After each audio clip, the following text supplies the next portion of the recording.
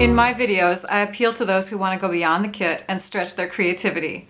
I'll be using a few extra Stampin' Up! Supplies as I share my unique projects, but you can find these items listed below and linked to my online store.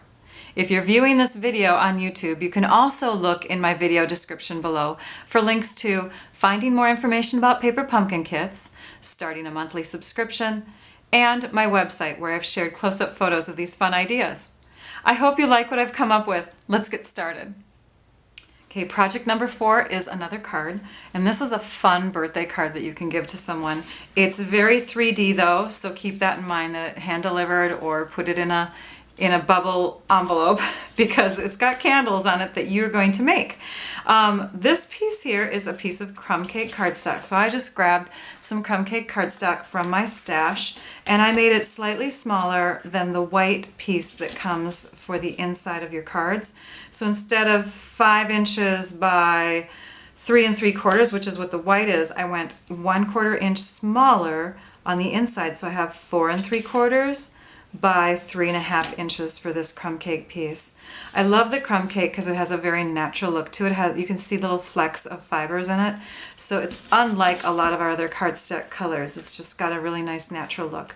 Then I measured in halfway, and this outside of the Y for the word U is starting right at the halfway point. You can make a slightly small pencil line there, like a really light pencil line, and then you'll know where to stamp your U, and then you can put the Happy Birthday to above it, and you've got that part done. And then you can work on your candles. And for the candles, I just brought in an extra color. So one of the colors of pencils that comes in your kit is Rich Razzleberry. That's the one I decided to use on this card. So I grabbed my Rich Razzleberry pad and I took and I stamped Happy, Happy, Happy, Happy all over a portion of an envelope liner on this one. So that would be this envelope liner here. And then on the polka dot envelope liner piece, which I think we've already played around with here, I took and instead of stamping Melon Mambo, this time I stamped the Rich Razzleberry everywhere. And on this one, I got rid of the ink pad and I brought my watercolor pencil in. And I took and I colored with the watercolor pencil. And I didn't blend with a blender pen or the watercolor brush. I just used a nice soft pencil look there above and below that green, what is it, lemon lime twist color. So that's where I had those colors come in. Then, oh, you know what, might as well just finish that off because we're going to go ahead and cut this out and I'm going to show you how to do this. So what you're going to do next is you're going to find something with a hard edge to it, such as a stamp pad or the edge of your table. Let's see if this will work here.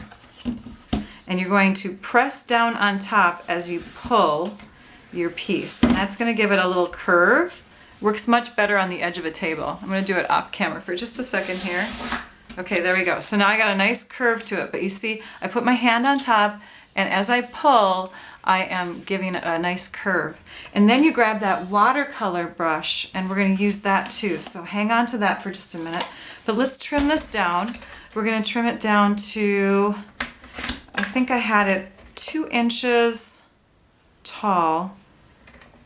Okay, let's see here. Oh, you know what? We're going to have a little strange portion here. That's okay. We'll just go ahead and do that. So I think it was 1.5 inches wide by 2 inches tall. So after you get the curve in it, that's when you're going to cut it to the right size. And then you're going to take your watercolor brush and you're going to make that curve even more curvy. So you're going to come in from each side and just start curving it around like that. And now you've got a nice curl to your paper.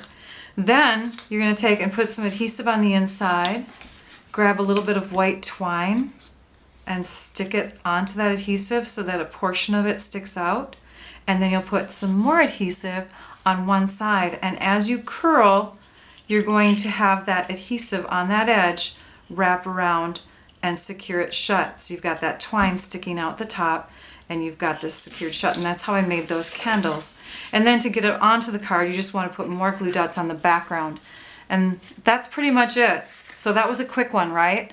Hopefully you all got it. I have some pictures, close-up photos on my blog post that's connected to this video, so you can take and see what I meant by where to put the adhesive. But that's a fun one. Okay, let's move on to memory keeping. I have for you next a 12 by 12 scrapbook layout. I love to get a lot of photos onto my pages because I definitely scrapbook as much as I can to remember my kids' lives. So what I'm doing right now is I'm taking those inside card pieces and I'm overlapping them in sort of a circular motion here, and then I have a half of one of the card-based pieces and I'm putting that in the middle. So these are all going to be photo mats. One of my photos, the main photo, will be here on the black layer, and then the rest will be encircling. So the thing that I want to keep in mind when I am taping all of these down is that I want to be able to insert, let's say this is a photo here, I want to be able to insert a photo underneath this photo here. So I don't want to have adhesive, like I don't want to put it in the corners. I want to put it more so in the middle. Now we are going to pop up a few corners and we're going to make a few corners sit up higher. So I'll show you how to do that real quick. First, you want to have your pictures kind of positioned where they're going to go. I think I'm going to have that one go this way instead.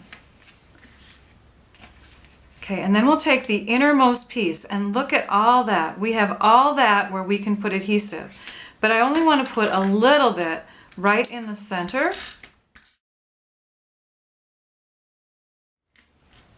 And we're going to take a bone folder now, and we're going to curve this piece.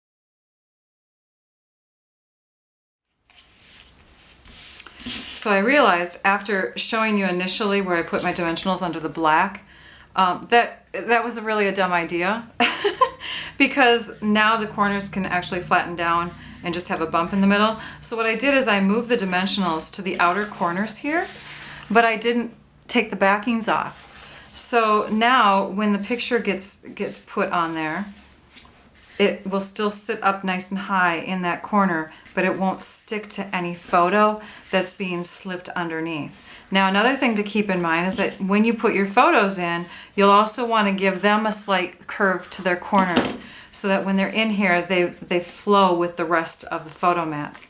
So here I've got one that's off to the side a little bit, but on this one, I'm going to go ahead and put a dimensional back there, but I'm not going to remove the backing. Okay, that's still going to stay up. Same thing with this corner here.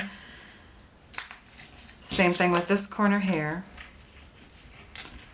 And now all of those photos can still have photos that slip all the way in on those mats, okay? Fun, huh? Okay. So next we're going to add some little accents to our page.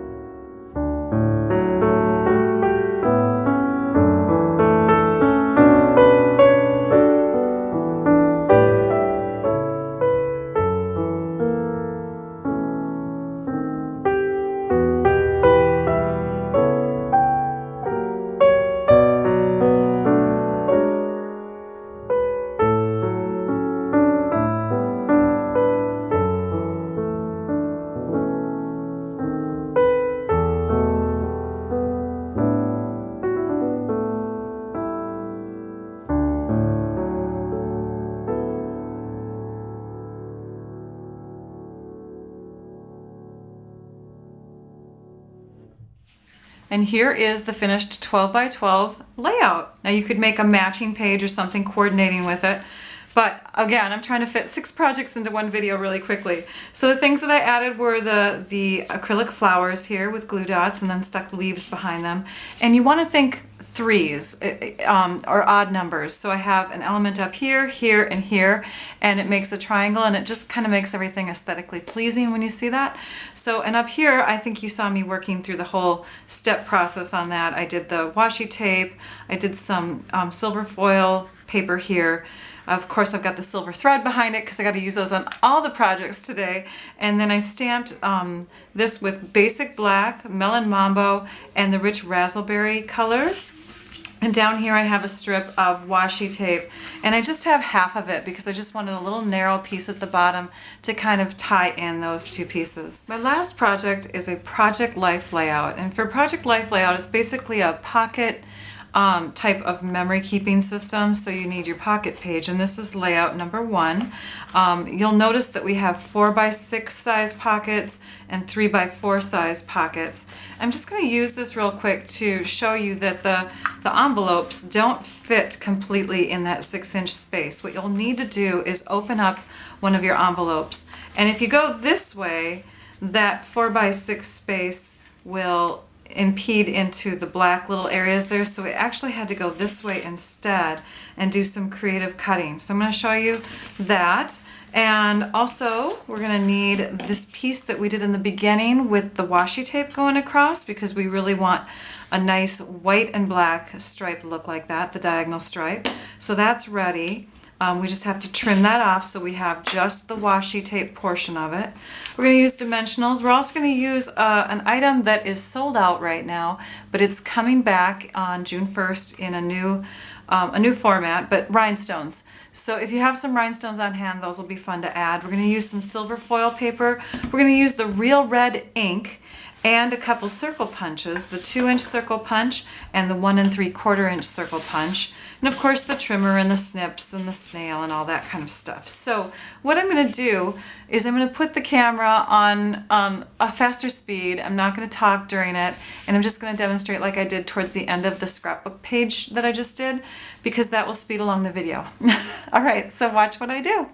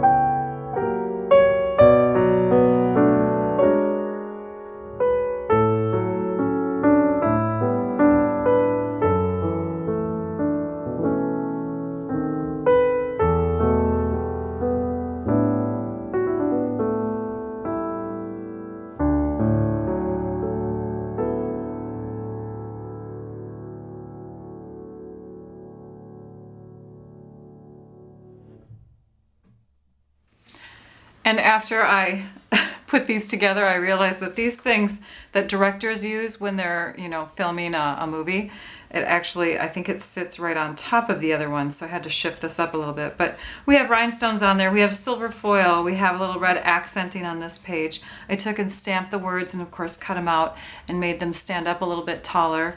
And then we have dimension here too, so that this little, I forget what those things are called, but the director uses them to halt the movie or to start the movie. And then we have a camera down here. So those are my two Project Life page elements, and then of course we'd put photos in the other ones. And I'm going to bring out all the projects now so you can see them all at once. I couldn't do another project even if I wanted to, because look at, they don't even fit inside the camera. Anyways, I want to tell you that these kits, they are only about $20 per month depending on how you purchase them, and that's including the shipping. And you can subscribe for many or even just 1 month. There is absolutely no obligation, so I encourage you to give it a try. I offer new ideas for each month's kit, and if you subscribe with me as your demonstrator, I send you even more ideas each month that are exclusive to my subscribers only. Thank you for watching. It builds creativity to think outside the box. Be sure to subscribe to my YouTube channel so you can catch more paper pumpkin videos that I've shared using past kits and more that I'll share with future kits. Also, be sure to visit my blog at stampyourartout.com so that you can view close-up photos of these projects and see photos of other paper pumpkin kit ideas. If you're watching my video on YouTube, look for links in the description below. And of course, to see some extra exclusive project ideas, get your Paper Pumpkin subscription started with me as your demonstrator. I hope you enjoyed this video tutorial. Now I'd like you all to go and stamp your art out. Bye-bye.